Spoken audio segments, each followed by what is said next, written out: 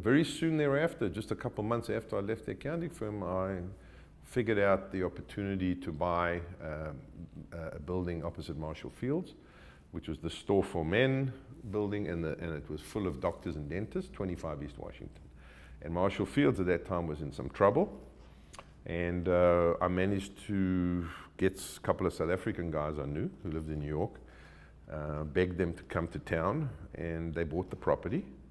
And that was the first property I bought, and they said, well, now that we bought it, you better run it, lease it. I said, I don't know. I said, just, you'll learn.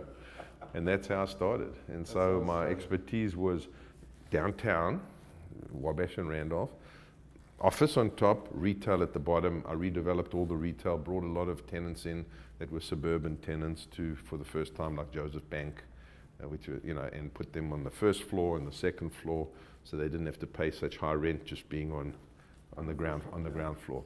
And then we developed 2 basements downstairs with health clubs, and Bally Health Club took a base. I mean, so we created 5 levels of retail before you got to the second floor, which was a unique thing. It was the first time in Chicago that had ever been done.